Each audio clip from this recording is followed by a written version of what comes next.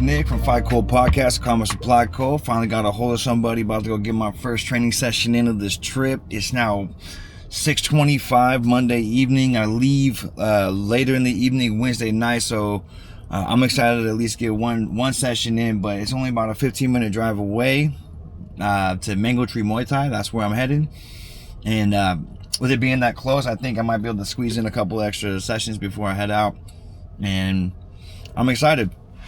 Mango Tree Muay Thai seems to be the most legit school on the island that I've seen so far. They got multiple titles in varying organizations. They're the only gym that I'm aware of out here that has affiliation with WBC Muay Thai. I know that they just got back from a trip out to California, and I believe their girl did well out there, so I'm excited to hear about that. And yeah, let's see how it goes. So shout out to Crew Rich for allowing me to come through and blessing me with the opportunity to get some work in. And don't mind that, and don't mind my distractions. Like I said, I am driving, so hey, let's see how it goes, guys. Peace. Oh yeah. Oh. Oh yeah.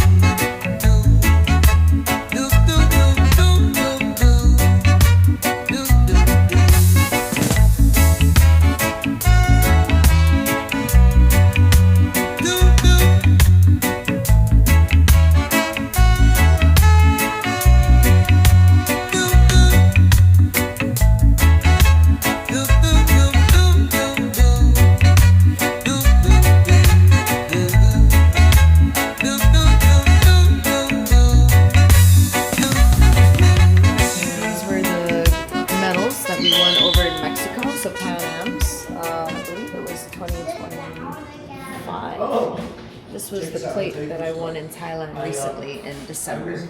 First time was in Long Beach yesterday, and it was later at night.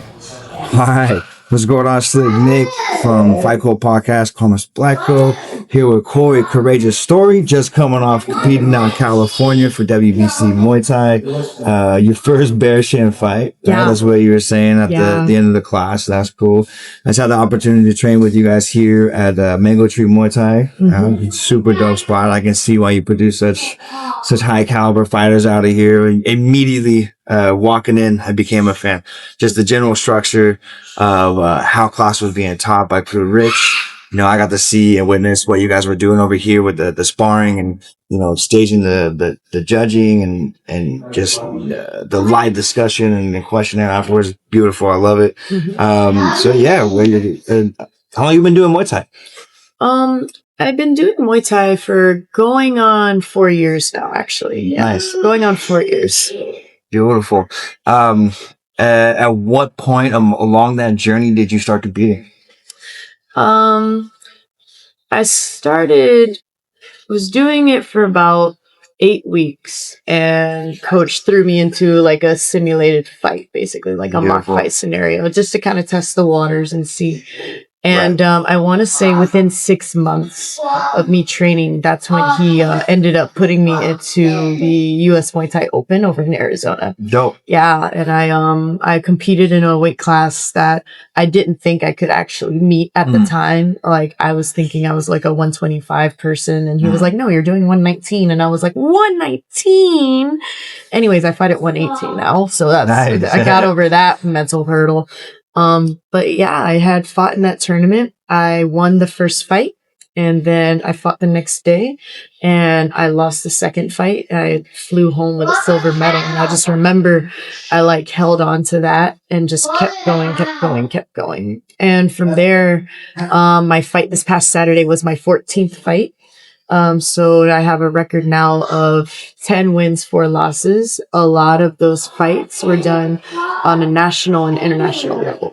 So that's great. Yeah. So like that's legitimate. That's legitimate competition. There's a lot of experience. Yeah. Yeah. So it's it may not be like huge numbers, but like that's a really good record. And you know, where you're getting those numbers from is really good competition. Yeah. So, you know, like I say, iron sharpens iron. Like you are definitely stoking the iron in the fire immediately, it sounds like. And that's dope. I like that. That's really cool.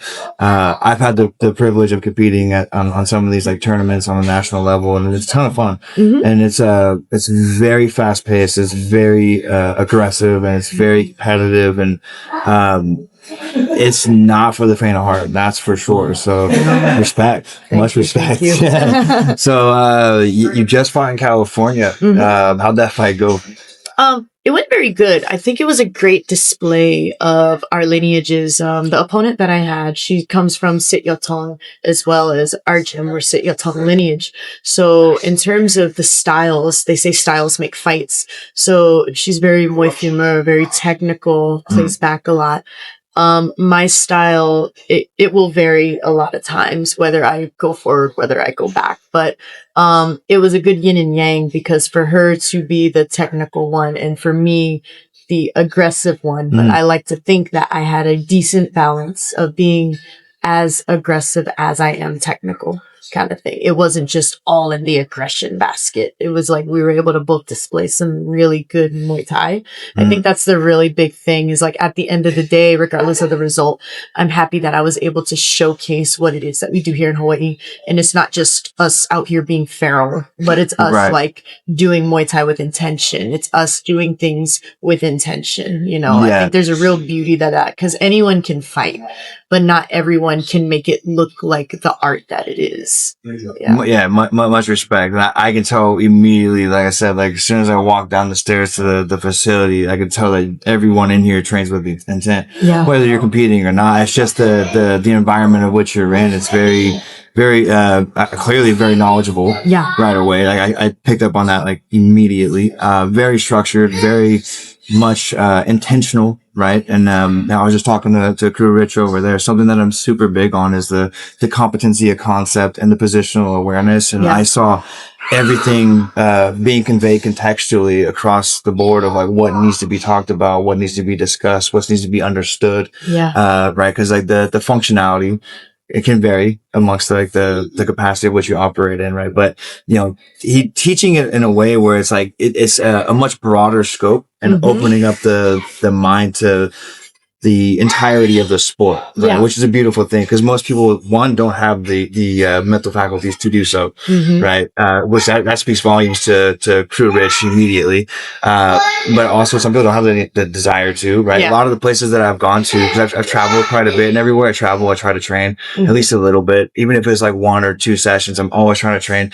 But a lot of the places that I go to, what I've recognized is that they mimic choreography, and not teach the comprehension behind the concept, right? So like that's like a big no-no in my humble opinion. But immediately, I saw the opposite, which is amazing. I'm excited to come back tomorrow morning. This has been a great time being here. I'm excited to talk to you, talk to Crew Rich. We had a good conversation off camera before. But yeah, I think that you're on track for some good and big things, and that's. Thank you so much. I'm excited to. I mean, I obviously I'm following you now, right? But I'm excited to follow your journey as you progress as not just a fighter, but as a human being, right? So that's cool. Obviously, like we off camera, we had a little discussion where like, oh, you grew up similar. Oh, respect. So it's rare that I come across someone that came up in a similar fashion that has kind of done what we're talking about. Either you perpetuate or you steer away completely. And I don't know if you're comfortable speaking on that. No, but I absolutely, actually. It was, so growing up, I grew up in a broken household, basically, and I ultimately ended up having to grow up in foster care. And the family that I was living with at the time, basically any type of abuse I endured, that I had gone through that growing up. So I had to learn a lot of hard things at a young age. And it's like, you know, I was just telling people earlier that I was a fighter long before I had to step into the ring. Yeah, much respect on that. Yeah, and it's like growing up, being from Hawaii, but a lot of growing up in Atlanta, and that's like a completely different environment, right? And it's like everything that I did up to this point. I remember growing up in Atlanta, and just wanting to get out of that situation, get out of that environment. And I like put myself through school, and I went through medical school. I like did everything that I could so that I could get out the slums and come back home to Hawaii. And I was able to do that. And by doing that, I was able to find my family here at the mango tree. Met my wife at, at the time. She was just a training partner who was like showing me my very first day, and we formed a bond, and now she's my wife, Nani. Shout out to Nani. Hi, Nani.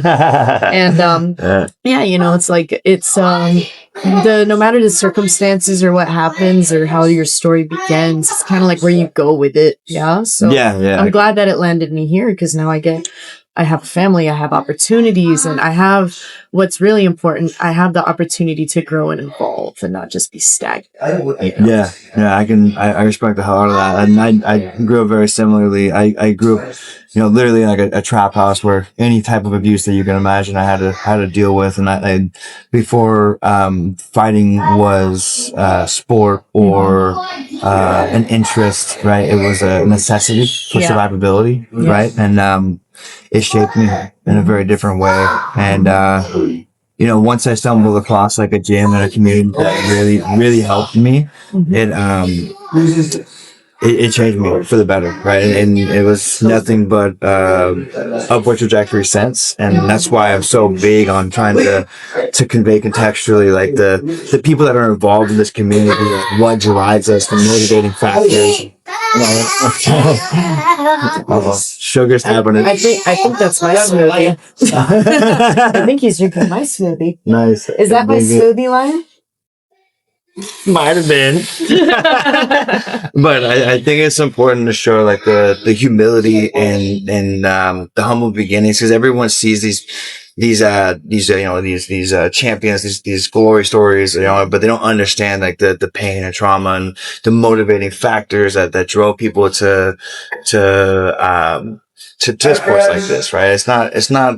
Usually it's not a very comfortable environment, and waking up on silk sheets and with a silver spoon in your mouth that leads to wanting to be in a combat sport where you're getting elbowed in your forehead for fun, right? Yeah. So, you know what I mean? So, yes, this sounds fun. Sign me up. I'm in. Yeah. So I dig that. And, I respect the hell of you leaning into it and putting yourself through, school and, trials and tribulations. I think, facing adversity allows us time to grow and, hopefully continue the path forward. Yeah. So I'm excited to see what you can do. And then when you wrap it up and hang the gloves up, pass along to the next generation. You got interest in doing that?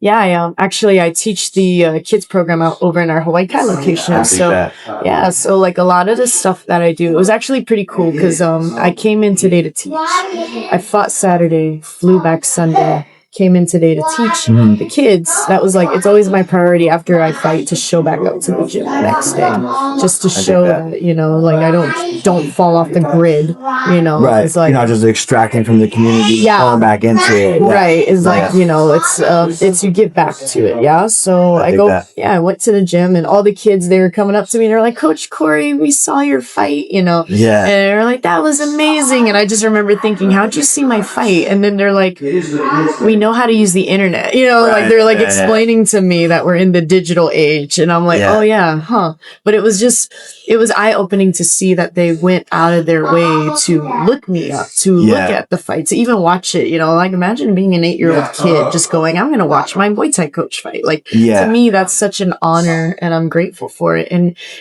for someone like me, not having those role models growing up and seeing that in a way these kids look at that kind of stuff, they watch what I do, it's like it pushes me to do better. It pushes me to challenge myself more. It pushes me to show them like no matter what adversity, win, lose, or draw, is to just keep going forward. And it was great. I taught the class. They were all super receptive. And, I think once they see you like punching and kicking a person on the internet, they're like, okay, we'll definitely listen to you now. That's a different light, right? Yeah, they're like, oh, you actually do what you teach us. So. Right. Yeah.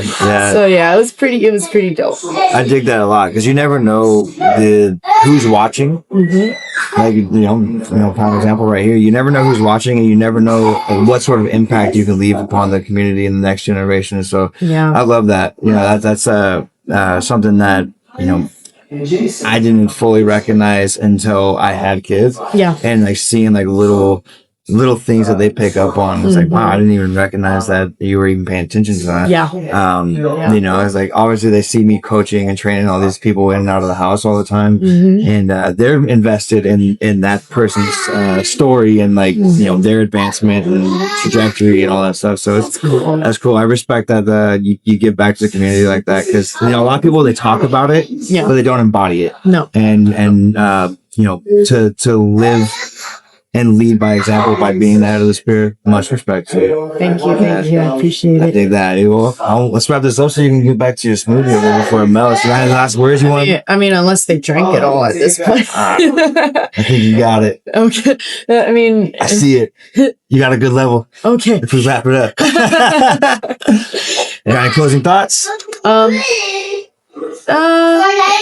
So one of the main things, and I always say this after every fight, is whatever you do is just stay the course, trust the process, and if you do all of that right, you'll always be able to deliver your absolute best. And I think that goes not just with fighting, but in life in general. It's just something to always embody. I mean, these guys get it, after the smoothie and everything. So look, he's staying the course and trusting the process right there. Yeah, I dig it. Yeah. All right, well, we're gonna let her get back to her smoothie and enjoy it. It was hot as hell down here. I ain't gonna lie, I was dying on those pads. Appreciate you. Thanks for the time. It's been a pleasure to meet you, and thanks for the chat. Absolutely. Take care. Appreciate you.